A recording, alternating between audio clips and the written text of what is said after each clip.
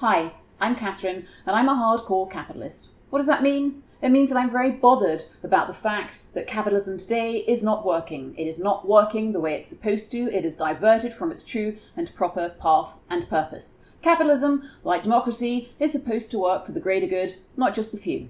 Clearly, that is not the way that capitalism is working today.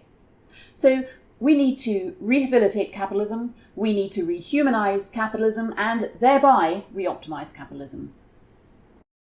So my job, my goal, is to shape and deliver a form of economic power to you, Main Street, regular people, workers, savers across the country. I don't think that this has been done before, but clearly it's a job that needs to be done, and no one else is doing it, so I'm having a go. Let me tell you a little bit about this economic power. So we hear a lot about how little economic power Main Street has. I disagree. Actually, Main Street has a huge amount of economic power, but it does not have the voice, and therefore the influence, that goes along with that. Let me explain. As Edward Wolff at the NBER has pointed out, 55% of American households today are shareholders, directly or indirectly, of corporate America, America's publicly listed companies. That's a huge amount of power. By the way, you might not realize that you're a shareholder. You might be a member of the state pension fund. You might be a police officer. You might be a teacher. And you might have some sort of savings or pension, 401k, etc. And that means you're a shareholder.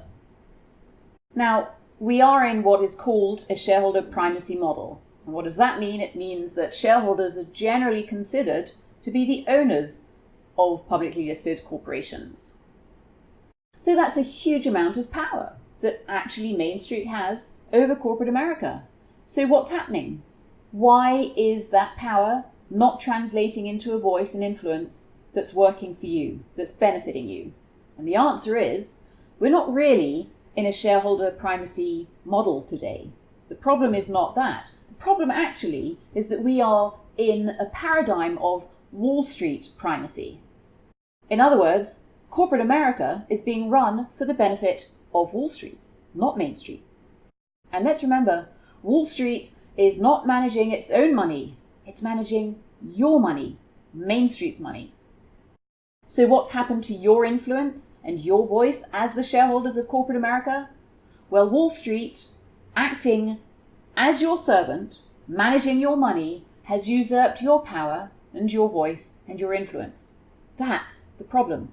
Not shareholder primacy, but Wall Street primacy. And I'd like to suggest 4 books that are fabulous reads on this issue. So first is John Kay, and his book is called Other People's Money, Masters of the Universe, or Servants of the Public. The second book is Stephen Davis's What They Do With Your Money, How the Financial System Fails Us. The third book is Bob Monk's Citizens Disunited. The fourth book is Jack Bogle's Clash of the Cultures, Investment versus Speculation.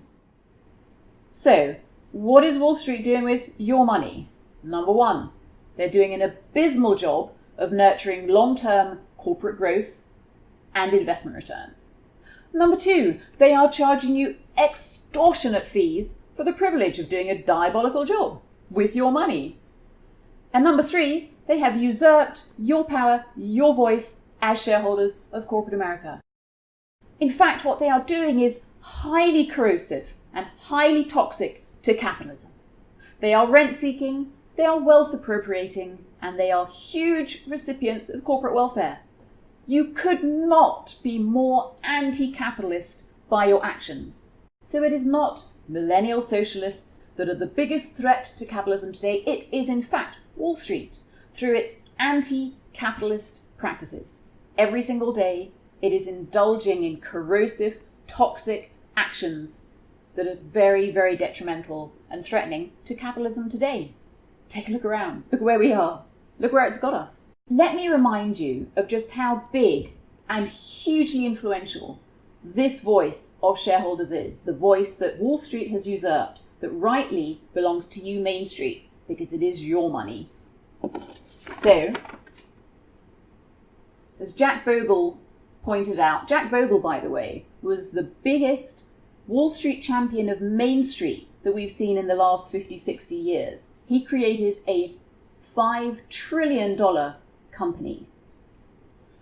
He said, these institutional managers, and he's referring to the Wall Street buy-side investment managers, these institutional managers are by far the most potent force in corporate America.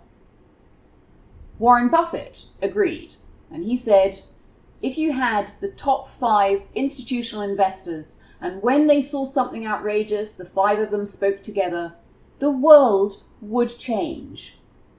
And again, when he talks about institutional investors, he's referring to the Wall Street buy-side investment managers. So,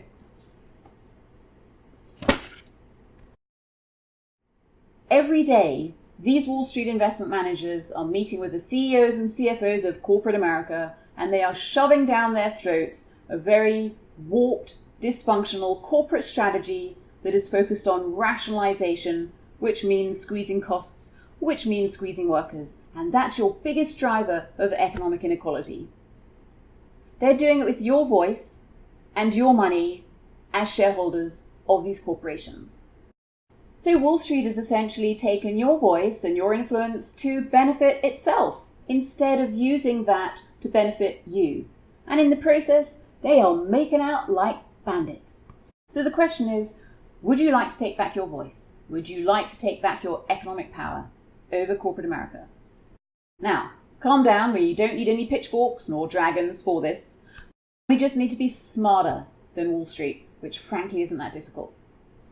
The good news is we have academia on our side, and we also have corporate executives themselves. There's a very broad consensus across academia, business, strategy, economics, that capitalism is not working. Secondly, this is something that corporate executives are as frustrated with as Main Street is. So corporate executives are looking for leadership here, and it's not coming from Wall Street. So what we need to do is combine these voices with yours, these instruments, into a choir and orchestra, and perform the capitalist equivalent of Beethoven's Ninth Symphony and raise the roof of capitalism to make it work properly the way it's supposed to. By the way, who have I got behind this voice, this mission for Main Street? Nobel laureate economists and some of the most fabulous academics in the country. By the way, academics really get a very bad rap. They're very unfashionable, and that's a real tragedy because some of these academics are phenomenal champions of Main Street. They are rock stars. My work's also been supported by McKinsey Global Institute and by some of the largest institutional investor groups. So you might be thinking, wow, this is crazy. But I would say to you, you're going to have to choose some form of craziness. And yes, what I'm offering is an alternative, a better alternative than what we have today. And when we see something that is new and different and takes guts to implement, yeah, we call that crazy, and that's okay. But I would say what's even crazier is the state of capitalism today. And even crazier than that is to accept the status quo, the state of capitalism today. So, choose your crazy very carefully.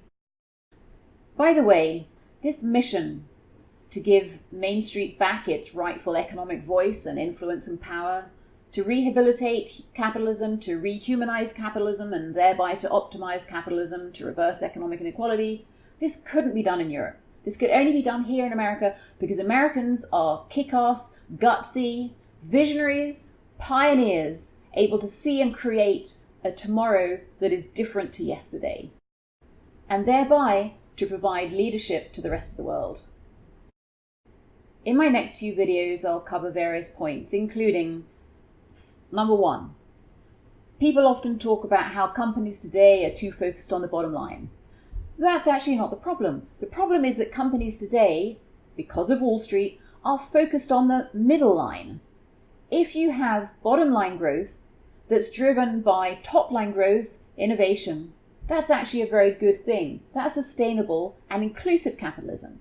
But when you have bottom line growth that is driven primarily by focusing on the middle lines, cost-cutting, squeezing workers, thereby the biggest driver of economic inequality. That's the problem. It's a problem for obvious reasons, but it's also a problem because that is not sustainable growth. That is corporate anorexia. Think about it. It's also what I call caveman capitalism. It is not smart capitalism, and yet this is the version of capitalism that Wall Street is shoving down the throats of corporate executives across publicly listed companies. It's really not smart, and we have to end this caveman capitalism. Number two, what is a capitalist? And I would say a capitalist is not someone who earns a ton of money. After all, drug lords have a lot of money, bank robbers have a lot of money, and wealth appropriators generally have a lot of money. And that does not make them a capitalist. It does not make them a hardcore capitalist. A hardcore capitalist is somebody who gives a damn about capitalism, who gives a damn that capitalism is not working the way it's supposed to, for the greater good, not the few, and who does everything that they possibly can do to try to create a better version of capitalism.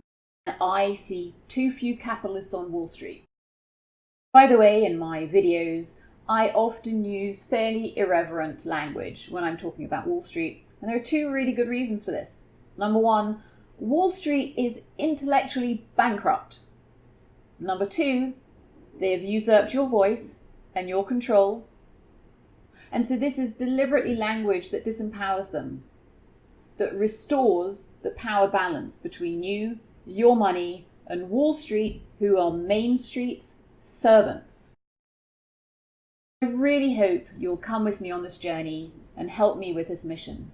Because remember, we have the version of capitalism today that we deserve and we ask for. So let's ask for something better. Thank you.